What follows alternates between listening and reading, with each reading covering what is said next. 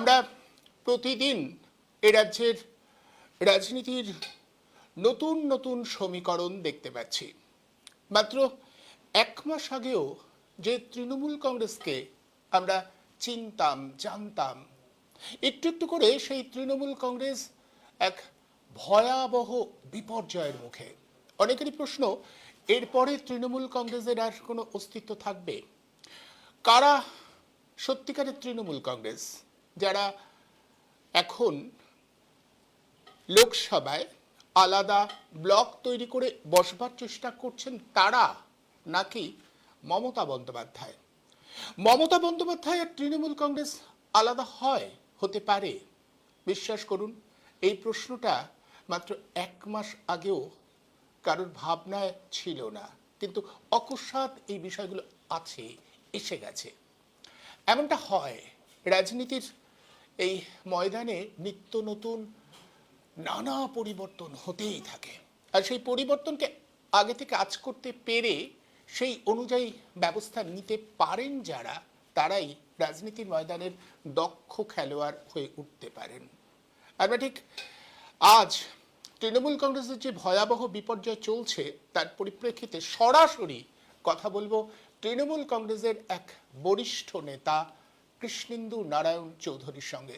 কৃষ্ণেন্দুবাবু দীর্ঘদিন রাজনীতির সঙ্গে রয়েছেন, একসময় কংগ্রেসের রাজনীতি, তারপরে তিনি একমাত্র তৃণমূল কংগ্রেসে যখন জয়েন করেছিলেন, নিজের বিধায়ক পদ ছেড়ে তৃণমূল কংগ্রেসের বিধায়ক হয়ে তিনি প্রথম সেই দৃষ্টান্তটা রেখেছিলেন। তারপর আমি যতদূর জানি, কৃষ্ণেন্দু নারায়ণ চৌধুরী সেই মানুষ, এবারে এই বিপর্যয় আসবার পরে তিনি একটি বহুল প্রচারিত সংবাদ মাধ্যমে প্রথম এটা বলেছিলেন যে আসলে ওই আইপ্যাককে দিয়ে রাজনীতি হয় না, রাজনীতিটা মাঠে ময়দানে করতে হয়, মানুষের নাড়ি ধরে থাকতে হয়, তাহলেই রাজনীতিটা করা যায়। এই বিপর্যয়টা সেই কারণেই, ওই কর্পোরেট সংস্থার দ্বারা পরিচালিত হয়ে রাজনীতি হয় না, এটা বোধহয় তিনি প্রথম বলেছিলেন, এবং তারপরে একে একে অনেকেই বলতে শুরু করেছেন।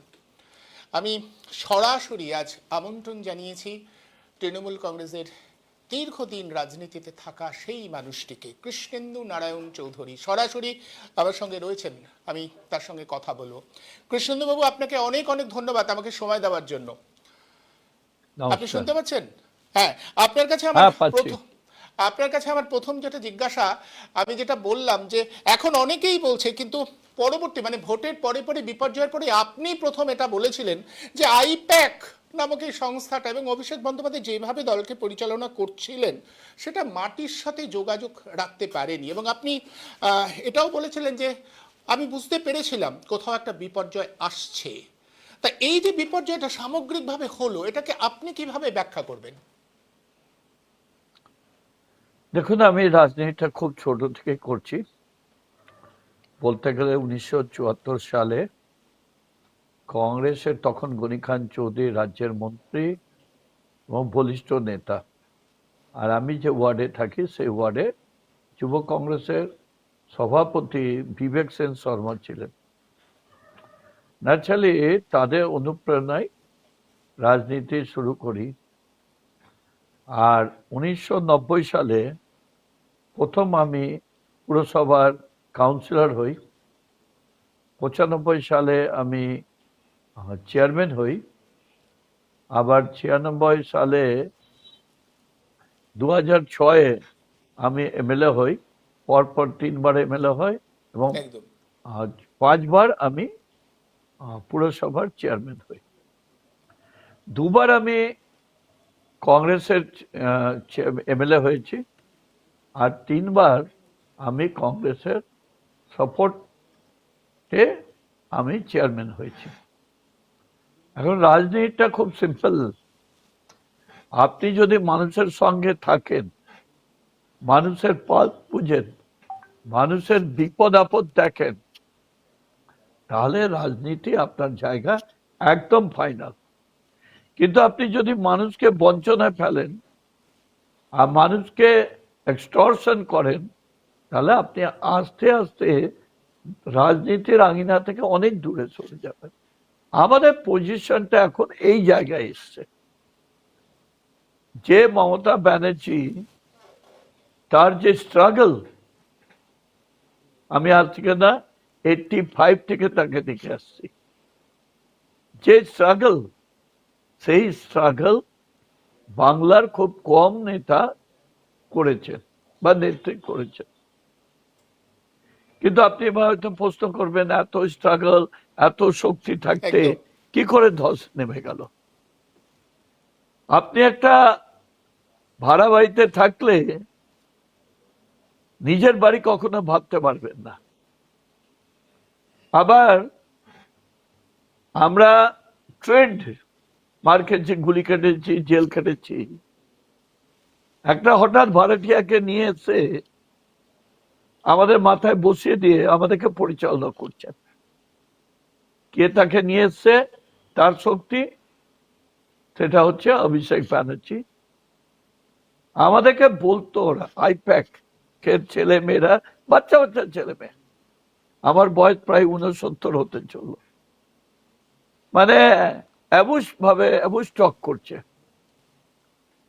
বলছে এবি को बता देगा, এবি ऑफिस को लेटर लगेगा, कल देखेगा आपका चेयर नहीं रहेगा, कल देखेगा नॉमिनेशन नहीं पाए। এই যে প্যানিক, এই প্যানিকটা আমার সামনেটা হয়তো পেতে পারে, কিন্তু আমার হৃদয় পাবে না। এইভাবে দিনের পর দিন যারা অ্যাক্টিভ ওয়ার্কার, যারা পার্টির জন্য ডেডিকেটেড হয়েছে, যারা মার খেয়েছে, গুলি খেয়েছে, কেস খেয়েছে, তারা ভেঙে যেতে লাগলো। তারা মনটা কখন, তারা আর সেই স্প্রেটা ছিল না। যেভাবে আমরা সিপিএম এর সঙ্গে লড়তাম, ময়দানে লড়তাম, পুলিশের সঙ্গে লড়াই করতাম, সবকিছু করতাম, এইখানে সেই অবস্থা দেখার জন্য আস্তে আস্তে তৃণমূল পার্টিটা ভেঙে টুকরা টুকরা হয়েছে। ঠিক যেভাবে ইন্দিরা গান্ধীকে পরিচালনা করেছিল কিছু আমলা, কিছু লিডার, এবং 1977 সালে, হ্যাঁ 75-এ এমার্জেন্সির পরে পরে এবং 77 সালে ইন্দিরা গান্ধী হেরে গেলেন। 77 সালে ইন্দিরা গান্ধী হেরে গেল, পুরো টিমটাই হেরে গেল। কি অবস্থা তখন? একটা জনতা পার্টি, 12 মিসালি একটা পার্টি তৈরি হলো, সেই পার্টি রাজত্ব। আর মানুষ কি দেখলো? খুব অল্প দিনেই ইন্দিরা গান্ধী বাড়ি থেকে আসাম গেলেন, সাউথে গেলেন, লক্ষ লক্ষ মানুষ তাকে ঘিরে ধরলো। ইন্দিরা গান্ধী নতুন পথ পেল, এগিয়ে গেল। আর আজকে দিল্লিতে মমতাদি বসে আছেন, আর ঠিক পার্লামেন্টের মেম্বাররা ওকে ছেড়ে, ওকে তো দেখা করার দূরের কথা, ওকে ছেড়ে একটা আলাদা ফ্রন্ট বানিয়ে দিল। তার মানেটা কি? এটা বুঝতে হবে যে মমতাধিকার লিডার বলে মানছে না, অভিষেককে তো মানছে না, ছেড়ে দিয়েছে। ফলে এই বিপর্যয়টা চরম আকারে ধারণ করছে। কিন্তু এই বিপর্যয়টা যে আসছে, এটা কি আগে থেকে আঁচ করতে পারেননি? মমতা বন্দ্যোপাধ্যায় তো দীর্ঘদিনের একজন নেত্রী, নির্বাচনে জয় পরাজয় হবে, কিন্তু এইভাবে বিপর্যয়টা আসবে, তার দলের যারা নেতা, যারা দুদিন আগে তার অনুগত ছিলেন, তারা সব ঘুরে যাবেন, এটা তিনি আঁচ করতে পারলেন? এটাও কি আইপ্যাকেরই আজ জন্য? করবে কি করে? মমতাদির চারিপাশে যে মোসাইবকে বসিয়ে দিয়েছিল, তারা ওই রাম রাম বলে চলে যাচ্ছে, মরা মরা বলছে না। এরা মমতাদির চোখে একটা ফেটটি বেঁধে দিচ্ছিল, মমতাদিকে দেখতে দিচ্ছিল না। একদম শুধু যাচ্ছে, সরকারি প্রোগ্রাম করছেন, ব্যাক, আর নির্বাচন নামছে, যা সেটাই তো ক্ষতি হয়ে গেল। মমতাদিকে কেউ সত্যি কথা বলছিল না, সবাই মমতাদিকে বলে আপনি চিন্তা করবেন না, চতুর্থবারের জন্য ক্ষমতায় আসবেন, 200-র উপর সিট পাবেন, কি ভাবছেন আপনি? আর মমতাদি ওটাই ফুলে ফেপে উঠেছে। পরের দিকে তিনি অনুভব করেছিলেন, ইসলামপুরে একটা সবাই বলেছিলেন, আগার मैं जीतूंगा फिर मैं ইসলামপুর में आऊंगा। তার মানে ওর একটা ডাউট হয়ে গেছিল যে আমি হয়তো জিততে পারবো না। তাই হয়েছে, না তো নিজের জায়গায়, ভবানীপুর নিজের জায়গা, নিজে ওখান থেকে বড় হয়েছে, সেখানে হেরে যায়। তার মানে মমতাদি নিজের পাড়াতে হেরে যাওয়ার কারণটা হচ্ছে, এদিন আমি একদিন টিভিতে দেখছিলাম, পাড়ার পাশের লোকগুলো হইচই করছে, কেন আমরা এখানে আটকে থাকবো, কেন আমরা গাড়ি নিয়ে যেতে পারবো না, কেন আমাদের আত্মীয় স্বজন আসতে পারবে না বাড়িতে। তখনই বোঝা গেল যে মমতাদির পপুলারিটি আস্তে আস্তে ভেঙে পড়ে। মানে একটা বিষয় তো মমতা বন্দ্যোপাধ্যায় সম্পর্কে বলা হতো যে তিনি একেবারে মাটির কাছে মানুষের সাথে সংযোগ রাখছেন। মুখ্যমন্ত্রী হবার পরে কোথাও মনে হচ্ছে আপনার যে তাকে যারা ঘিরে ধরেছিলেন তারা মানুষের সঙ্গে তারা একটা বিচ্ছিন্নতা তৈরি করে দিয়েছিলেন এবং নিরাপত্তার ঘেরাটোপের নামে মানুষ থেকে বিচ্ছিন্ন করে দিয়েছিলেন মমতা বন্দ্যোপাধ্যায়কে, এমনটাই মনে হচ্ছে আপনার? হ্যাঁ, অবশ্যই। আগে আমরা ফ্রিলি ওর বাড়িতে যেতাম, বসতাম, গল্প করতাম, কোনো কাজ থাকবে বলে। এখন 1 কিলোমিটার দূর থেকে চেক হতে হতো, ঢুকতে হতো। আর বাড়িতে থাকলেও অনেক সময় এলাও করতো না। তার মানে কি, মমতাদিকে আমাদের থেকে একদম আলাদা করে দেওয়া হচ্ছে। মানে আপনি বলছেন কৃষ্ণেন্দ্রবাবু, আপনি বলছেন আপনি মানে আপনাদের মতো নেতারা যারা সেই 85 সাল থেকে মমতা বন্দ্যোপাধ্যায়ের অনুগামী তারা ছিলেন, তাদের যদি এই অবস্থা হয় তাহলে তো সাধারণ মানুষের থেকে কত দূরে সরে গেছিলেন উনি, সেটা সহজেই অনুমেয়। আর তারপরে লোকে দেখছে, ধরুন আমি I am the practising lawyer, হঠাৎ দেখছি এ জিপি হয়ে গেল, এ পিপি হয়ে গেল, এ প্যানেল পিপি হয়ে গেল। তারা কোনোদিন আমাদের ল ফ্যাটার্নিটি ছিল না, মুখ থেকে একটা কথা বেরাতো না। তাদেরকে পোস্ট দিয়েছে কি না, উপরে অঙ্গনের মাধ্যমে পোস্ট পাচ্ছে, প্রাইমারি স্কুলের কাউন্সিলের চেয়ারম্যান উপরে অঙ্গন হয়েছে, ব্লক প্রেসিডেন্ট উপরে অঙ্গনের মাধ্যমে, যা পোস্ট সব উপরে অঙ্গন হয়েছে বলে হচ্ছে। আমাদের যে এমএলএ 77টা প্রায় বাদ দিয়ে দিল, দিয়ে কি করছে, ওই জায়গাটা কাকে দিয়ে ফিল আপ করলো, যারা পয়সার বিনিময়ে এলো তাদেরকে দিল, ওই জন্য ধর্ষণ নেমে গেল। মানে তো মারাত্মক অভিযোগ করছেন আপনি, মানে আপনি আপনার মতো একজন প্রবীণ তিনি এবার টিকিট পাননি, এটা এই কারণে যে যারা পয়সা দিয়েছে তাদের টিকিট দেওয়া হয়েছে? অবশ্যই, মানে এটা আমার কথা না, অনেকের কথা। একদম অনেকেই তাই বলছে, মানে আপনারা। এবং তারা হ্যাঁ, পার্টি করার লাইক না।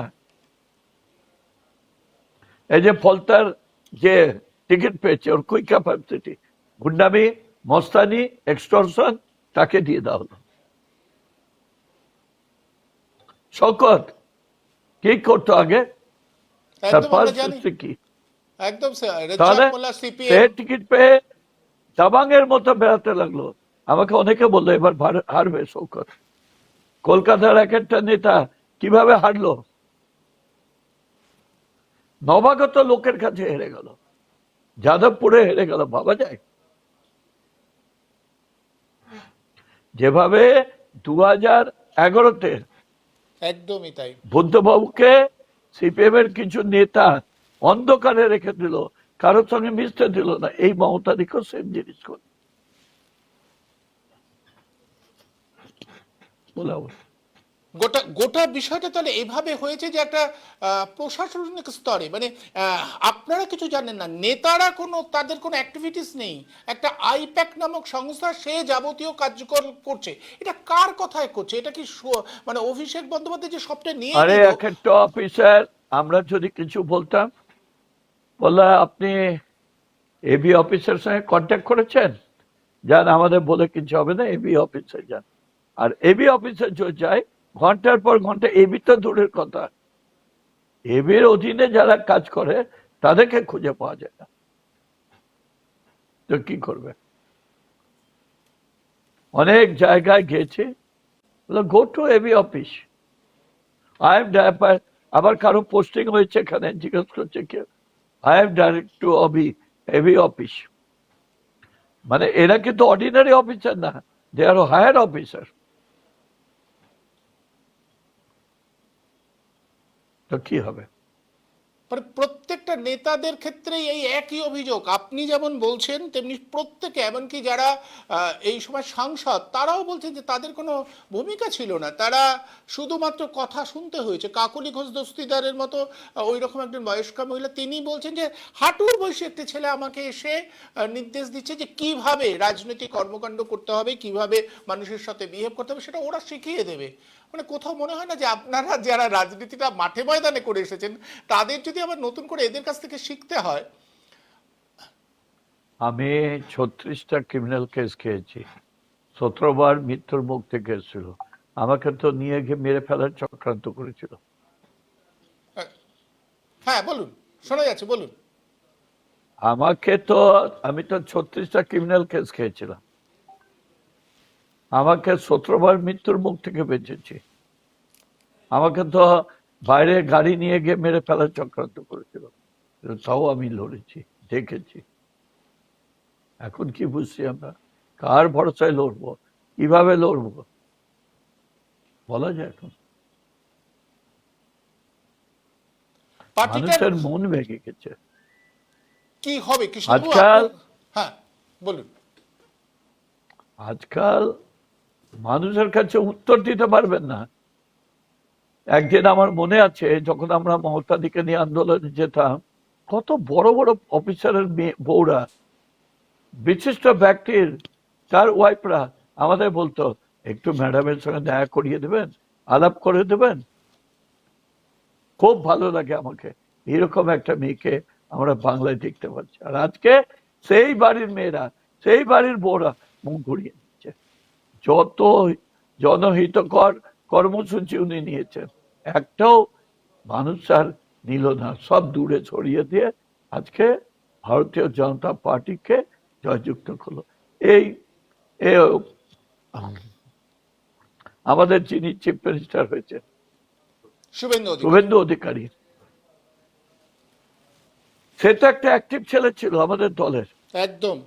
তার বাবার সঙ্গে আমরা দল করেছি এবং লড়াকু ছেলে ছিল। আস্তে আস্তে তাকে ছড়িয়ে দেওয়া হলো। এরকম অসংখ্য লিডারকে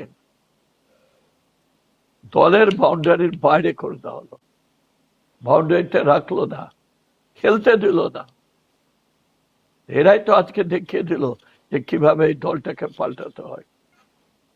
আপনার নিশ্চয়ই মনে আছে কৃষ্ণেন্দ্র নারায়ণবাবু, যে নন্দীগ্রামে সেই 2006-এর পর থেকে লাগাতার লড়াইটা তো শুভেন্দু অধিকারী লড়েছিলেন। তার সেইখানে কতগুলো, সেই লড়াইটার পরেও শুভেন্দু অধিকারীকে যেভাবে দলে কোণঠাসা করা হলো, যুবা বলে একটা সংগঠন তৈরি করা হলো, সেই যুবার মাথায় বসিয়ে দেওয়া হলো অভিষেক বন্দ্যোপাধ্যায়কে, তারপরে আস্তে আস্তে শুভেন্দু অধিকারীকে ছেঁটে ফেলার চেষ্টা। কোথাও মনে হয় সেখান থেকেই বিপদের সূচনাটা তৈরি হয়েছিল। তার আগে থেকে ওই যে স্ক্যাম গুলো বেরোলো, এই স্ক্যাম গুলো কি ছিল? অর্থনৈতিক স্ক্যাম, চিট ফান্ড স্ক্যাম, তখন তো বোঝা গেছিল। একটা চ্যানেল কিনে নিয়ে যেগুলো হয়েছে, আমরা তার মানে একের পর এক সারদা, চিট ফান্ড, একের পর একটা চ্যানেল কিনে নিল অবিরাম। সেই চ্যানেলগুলো রাজ্য সরকারের পক্ষে ঢোল বাজাতে শুরু করলো, সাংবাদিকের নামে সবাই একেবারে দারুণ হচ্ছে বলে, তারপরে দেখা গেল গোটাটাই ভেঙে পড়লো এবং তারপরেও কোনো ব্যবস্থা হলো না। কোথাও মনে হয় যে সেখান থেকে ধরা উচিত ছিল মমতা বন্দ্যোপাধ্যায়, যে এই স্ক্যামগুলোকে নিয়ন্ত্রণ করে মানুষের মধ্যে একটা পরিচ্ছন্ন ভাবমূর্তি তৈরি করা। তারপরে আমাদের আরজি করের ঘটনাটাকে কিভাবে মানে অন্য রূপ দেখাতে গেল। পরবর্তীকালে মমতা চেষ্টা করেছিলেন গ্রাউন্ড লেভেলে, তো মানুষের ভিতরে যে আঘাতটা চলে গেছে, সেই আঘাতটা বের করতে পারলো না মমতা। মানে আপনার এটাও মনে হয় যে আরজি করের দলের অবস্থান একেবারে ভুল ছিল? একদম। দল তো না, বিং এ অ্যাডমিনিস্ট্রেটর কি ছিল, যারা ইনভলভ ছিল তাদেরকে অ্যারেস্ট করে ঢুকিয়ে দেওয়া উচিত ছিল, তাদেরকে পানিশমেন্ট দেওয়া হতো, তাহলে খুবই ভালো হতো। করেনি, শুভেন্দু এসে সেটা করে দিল।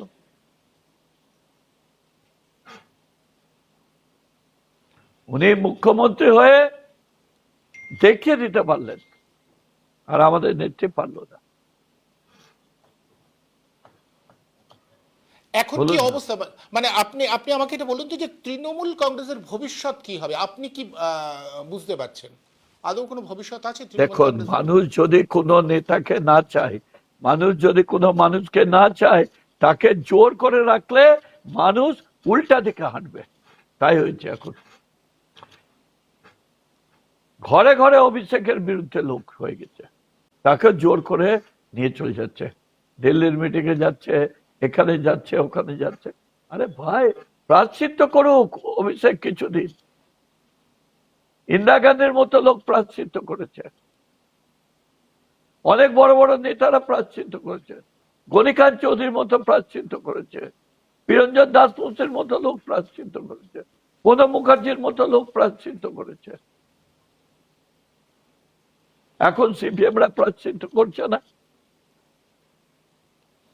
হ্যাঁ, এটা তো ঘটনা যে বামেরা একদম শূন্য হয়ে যাবার পরেও তাদের দলটা রয়েছে, কিন্তু এ তো ৮০খানা আসন থাকা সত্ত্বেও এ রাজ্যে দলের কোনো অস্তিত্ব নেই। ২৮-২৯টা লোকসভায় আসন, কিন্তু এখন মনে হচ্ছে যেন কিছু নেই, একেবারে শূন্যের উপরে ভাসছে। কিচ্ছু থাকবে না তো। মানুষ খেপে গেলে, কর্মীরা খেপে গেলে কেউ থাকবে না, সবাই চলে যাবে। আমাদের নিজেদেরই দুঃখ হচ্ছে, লজ্জা হচ্ছে। মানে আপনাদের কি মনে হচ্ছে যে আপনারা যে দলটা করতেন সেই দলটার এই পরিণতি দেখে আপনাদের খারাপ লাগছে যে এই দলটার আগামী ভবিষ্যৎ কি হতে যাচ্ছে? আগামী বিগ জিরো, মানে আপনি বলছেন দলটাই তো থাকবে না। মমতা বন্দ্যোপাধ্যায়ের কামব্যাক করবার কোনো সুযোগ নেই? আমি আপনাকে বলি যে ২০০৪-এ মমতা বন্দ্যোপাধ্যায় একা হয়ে গেছিলেন লোকসভায়, তিনি একা জানি মাত্র একটা জিতেছিলেন আসন, একটা আসন, একটা সেখান আসন, থেকে তিনি উনি কিন্তু লড়াই করেছেন। মানুষ হ্যাঁ, সঙ্গে, মানুষ সঙ্গে ছিল, কর্মীরা মানুষ ওদের সঙ্গে ছিল। এক কথাতে হাজার হাজার লোক রাস্তায় নেমে যেত। আর এখন সেই মহৎটা দিয়ে আর নেই। মানে মমতা বন্দ্যোপাধ্যায় রাস্তায় নামলে লোক হবে না, আপনি বলছেন যে মমতা বন্দ্যোপাধ্যায় সেইভাবে লোক টানতে পারবেন না? কিভাবে পারবে? এই যে এত কর্মীরা মার খাচ্ছে, জেলে যাচ্ছে, কোথায়, কে তাদেরকে বাঁচাবে?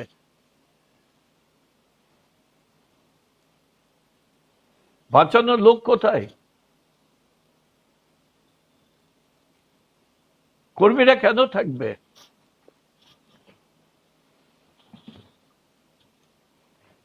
আপনি আর একটা জিনিস আমাকে একটু বলুন তো কৃষ্ণেন্দুবাবু, যে এই যে মমতা বন্দ্যোপাধ্যায় মুখ্যমন্ত্রী হবার পরে বিভিন্ন নির্বাচনে তিনি টালিগঞ্জ পাড়া, টলিউড পাড়া, সিনেমার পর্দা থেকে সমস্ত লোকজনকে এনে কখনো সাংসদ করেছেন, কখনো এমএলএ করেছেন।